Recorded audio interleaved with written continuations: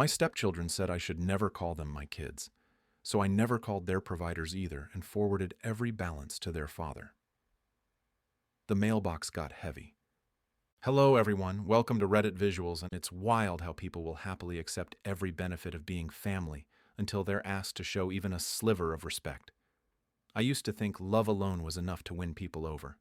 Turns out, love without boundaries is just unpaid labor with a smile. My name's Kevin. I'm 42, a civil engineer, homeowner, and until recently, the full-time financial backbone of a family that refused to call me family. This story starts about 6 years ago when I met Brianna at a community volunteering event. She was 36, divorced, sharp as a whip, and came with 2 kids, Ethan, who was 13, and Lila, who had just turned 11. Their biological father, Damien, was the classic weekend dad. All flash, no substance. Big promises, bigger disappointments. When Brianna and I got serious, I didn't just date her. I embraced the whole package. Soccer games, dance recitals, homework battles, you name it. I figured if I was going to be in their lives, I was going to be all in, and I was good at it, patient, consistent, present. We got married 2 years later. Small ceremony in our backyard. I paid for everything, the venue, the catering, and even flew in Brianna's parents from Oregon. I didn't mind. This was my family now. That's when they officially moved in, and that's when the mask came off. See, before marriage, I was Kevin who helps with homework. After marriage, I became Kevin who lives here and pays for stuff but isn't actually family. The kids started treating me like a well-funded roommate. I kept showing up anyway. Paid for braces, car insurance when Ethan got his license, Lila's ballet classes, school trips, and medical bills. Every month I was dropping serious money. We're talking about $4,000 to $5,000 monthly on these kids. Between health insurance premiums, car payments, school expenses, sports fees, and just basic teenager costs, I was basically running a small business called Raising Someone Else's Kids. But I didn't mind. I thought this was what being a stepdad meant. The breaking point came at Lila's 16th birthday party. I'd rented out this nice event space, hired a local band she loved, and catered the whole thing. Must have cost me $3,000, but seeing her happy was worth it. Halfway through the party, I gave a speech. Nothing dramatic, just heartfelt. I said, "I'm so proud of the young woman my daughter is becoming." That's it. That's all I said. Afterward, Lila cornered me by the dessert table. Her face was ice cold. "Don't call me your daughter. Ever. In front of people or anywhere else." I was stunned. "You're not my dad. Stop pretending you are." Then Ethan walked over, probably heard the tail end of it, and added his own gut punch. "Yeah, dude. We never asked you to be our parent. You just are here." I stood there holding a paper plate with birthday cake, watching these 2 kids I'd been pouring my life into for years, and they looked at me like I was some kind of fraud. That night, I told Brianna what happened. I expected support, maybe some "they're just teenagers" reasoning. Instead, she sighed and said, "Maybe you came on too strong. They have a father." "Who shows up twice a year?" I said. "He's still their father." Something cracked inside me that night. Not anger, something colder. Clarity. The next morning, I did something I'd never done before. I opened up my banking app and started reviewing every automatic payment, every recurring charge, every standing transfer related to those kids. Car insurance for Ethan's Honda Civic, $180 monthly. Health insurance family plan upgrade, $320 monthly. Lila's Ballet Academy, $240 monthly. Ethan's gym membership, $45 monthly. Both kids' phone plans, $140 monthly. Orthodontist payment plan for Lila, $190 monthly. And that's just the recurring stuff. I grabbed a calculator. Over the past 4 years, I'd spent roughly $87,000 on kids who just told me I wasn't their parent. So I stopped. Not dramatically. Not with announcements. I just stopped. First, I removed my credit card from every provider account. Dentist, orthodontist, school portal, ballet academy, gym, phone carrier, every single one. Then I updated my emergency contact information. Instead of my number, I put Damien's. When providers called looking for payment, I had a simple script. You'll need to contact their legal guardian for payment authorization. Here's his number.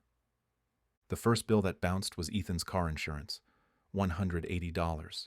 The company sent a notice to the house. I took it, put it in an envelope, and mailed it to Damien's apartment across town. Next was Lila's ballet tuition, $240. Same treatment. Then the orthodontist, $190 for Lila's braces payment plan. I printed everything, every single bill, every notice, every reminder, and I mailed them all to one address, Damien's. Within 2 weeks, the mailbox at his apartment complex was so stuffed that neighbors started complaining to the front office. He called me on a Tuesday night, furious. What the hell is this? Why am I getting all these bills? I was calm. Because they're your kids. You've been handling this stuff for years. I was handling it for my kids. But I've been corrected. They're not mine. He tried to argue, said I was being petty, said Brianna would be pissed. I said, take it up with their mother. I'm just a guy who lives here. The kids noticed when their phones got shut off first. Ethan came storming into the living room. Why isn't my phone working? I didn't look up from my laptop. Ask your dad. What? Your father. Damien. The one whose name is on your birth certificate. He handles your bills now. Ethan's face went white. You canceled my phone? I didn't cancel anything. I just stopped paying for it. There's a difference. Lila tried next. She came to me 3 days later when the internet got disconnected. They'd been using their phone's hotspot for homework, but their data ran out. Kevin, the Wi-Fi isn't working. I looked up from my dinner. That's unfortunate. Can you call them? I'm not authorized to call them. I'm not your parent, remember? Her face crumpled. But I have a project due tomorrow. I shrugged. Better call your dad. The mailbox situation got worse. Damien was getting overdue notices, collection warnings, and service disconnection threats. The apartment complex manager called him about the mail overflow. He tried ignoring it. But when Lila's braces payment went into collections and started affecting his credit score, he snapped. He showed up at our house on a Saturday morning, waving a stack of bills like evidence in a court case. This is insane! You can't just dump all this on me. I opened the door wider. Come in, let's talk. We sat in my living room, my house, my furniture, my mortgage payments, while he complained about having to be a responsible father. I can't afford all this, he said. I know, I replied. I've been covering it for 6 years. So keep covering it. I leaned back. Why would I do that? He looked confused. Because you live with them. I live with a lot of people I don't financially support.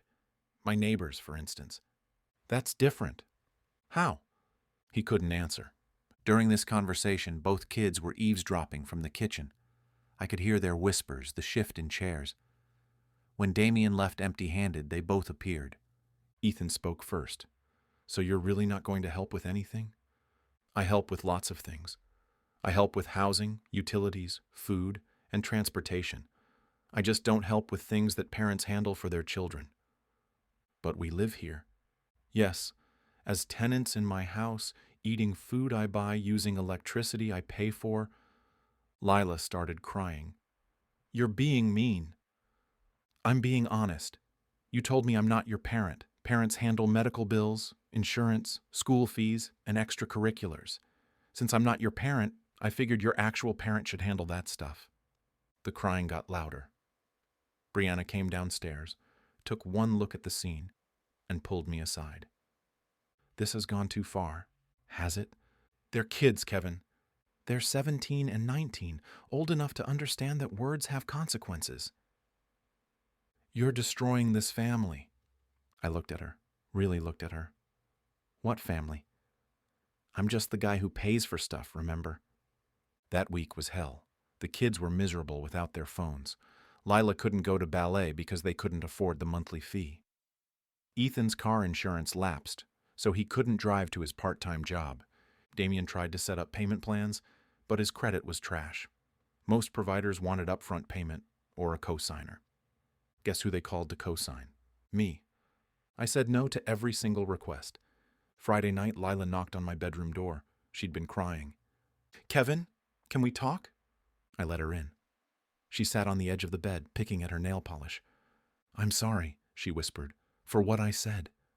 At my party." I waited. I didn't mean it. I was just mad. You were calling me your daughter in front of everyone, and I felt weird about it. But I didn't want you to stop caring about us. "I haven't stopped caring," I said quietly. "I've stopped volunteering for disrespect." She nodded, tears dropping onto her jeans.